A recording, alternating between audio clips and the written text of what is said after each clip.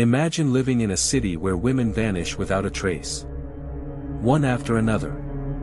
A teenager leaves home and never returns. A young woman steps into a stranger's vehicle and simply disappears.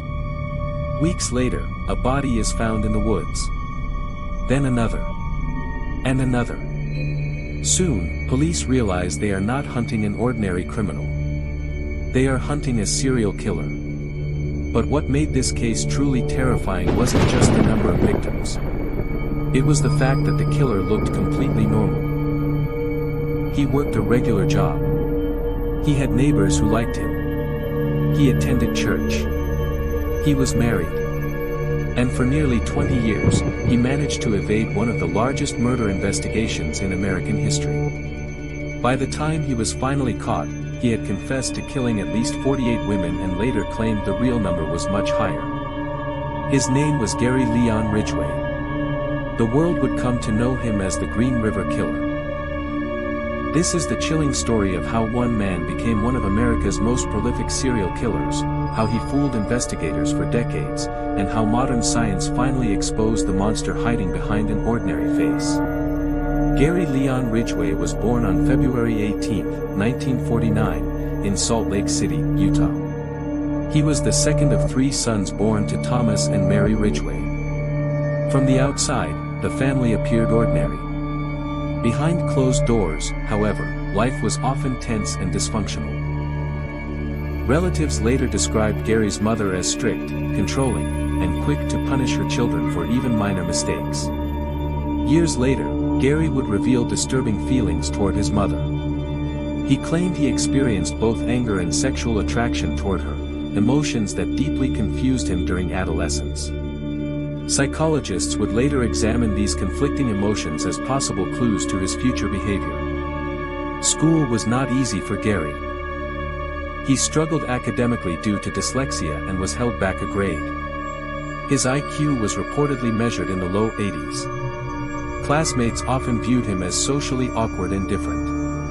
But one event during his teenage years shocked everyone who later learned about it. At 16 years old, Gary lured a 6-year-old boy into a wooded area. Without warning, he stabbed the child through the ribs and into the liver.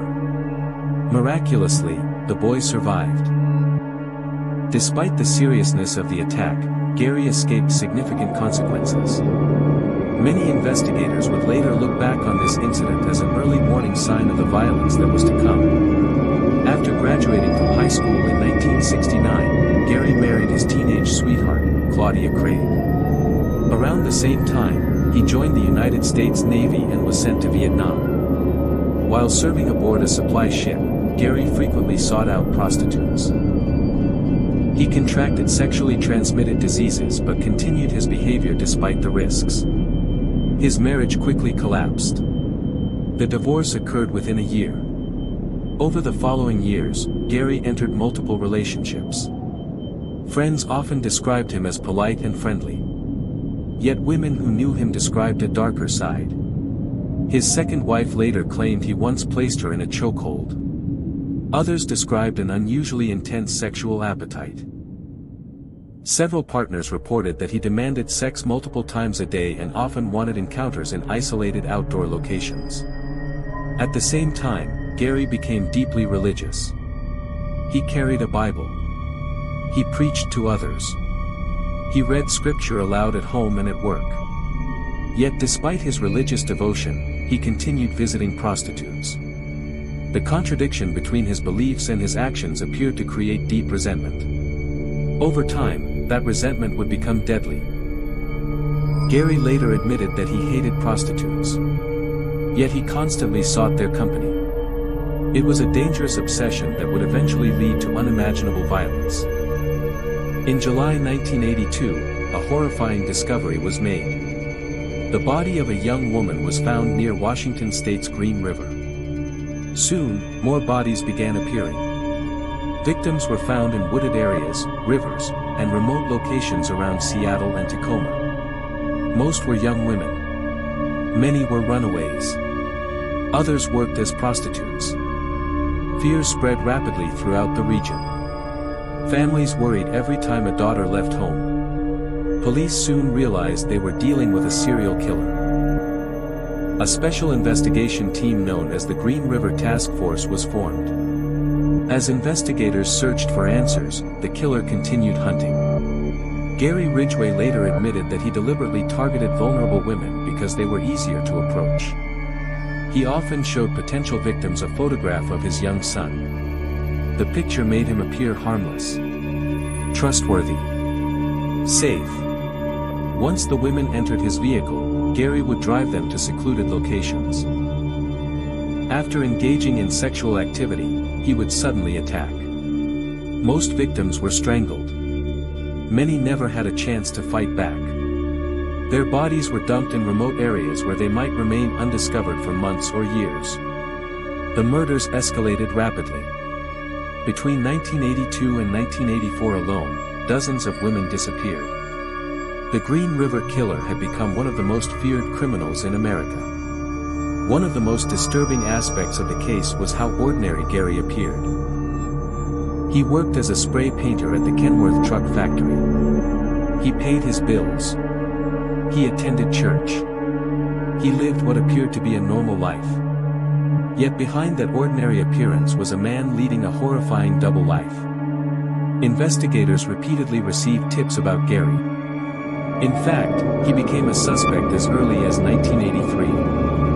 One missing woman's associates reported seeing a truck resembling Gary's near his home. Police interviewed him. They examined his background. They even administered a polygraph test. Remarkably, he passed. Without sufficient evidence, investigators could not move forward. As years passed, the case grew colder. The murders slowed. Some wondered if the killer had died. Others believed he had moved away. The truth was far more disturbing. The killer was still living among them. Still working. Still blending into society. In the mid-1980s, Gary met a woman named Judith Mawson. The two eventually married in 1988. According to Gary himself, his desire to kill decreased significantly during their relationship. Of the 49 confirmed victims linked to him, only 3 were killed after their marriage. Years later, Judith stated that she had no idea she was living with a serial killer. She described Gary as affectionate and loving. Investigators would later tell her that certain details from their home may have unknowingly connected to his crimes. Looking back, Judith believed her presence may have reduced the number of victims. She famously stated that by making Gary happy, she may have saved lives. Whether that claim is true remains impossible to know. But one thing is certain. Gary's secret could not stay hidden forever. In 1987, investigators collected hair and saliva samples from Gary Ridgway. At the time, forensic technology was limited. The samples sat in evidence for years. Then everything changed. During the 1990s, DNA science advanced dramatically. Evidence once considered useless suddenly became valuable. Investigators revisited old case files. They re-examined physical evidence collected from victims. This time, technology provided answers that detectives had been searching for since 1982. The DNA matched Gary Ridgway. After nearly 2 decades of hunting the Green River Killer, investigators finally had their man. On November 30, 2001, police moved in.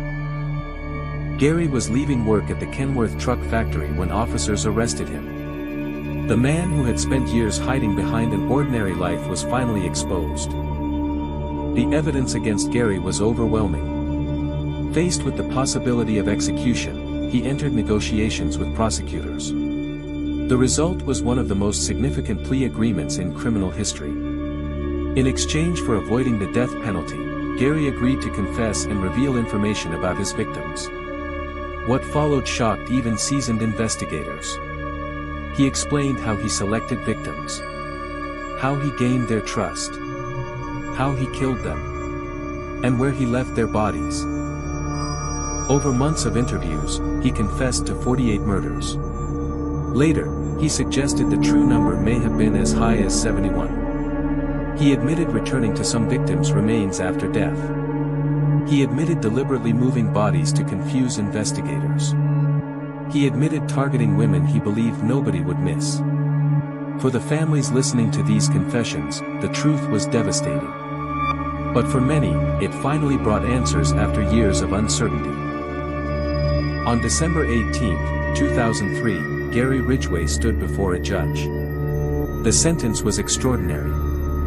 48 consecutive life sentences without the possibility of parole. An additional 480 years for evidence tampering. And later, another life sentence after additional remains were identified. Gary would never leave prison. For many families, justice had finally arrived. Yet countless questions remained unanswered. Some victims were never found. Others remained unidentified for decades. Even today, investigators continue examining cold cases that may be connected to Gary Ridgway. The story of Gary Ridgway remains one of the darkest chapters in American criminal history. For nearly 20 years, he hid behind the appearance of an ordinary man. He attended church.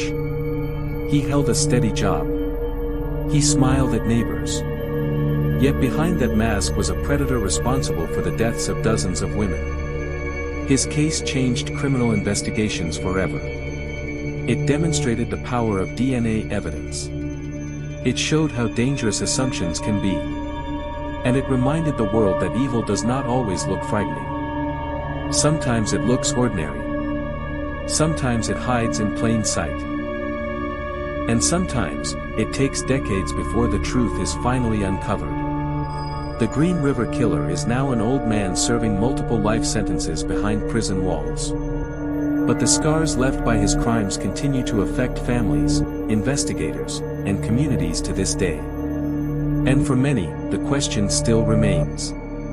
Did Gary Ridgway really tell investigators everything? Or are there still victims waiting to be discovered?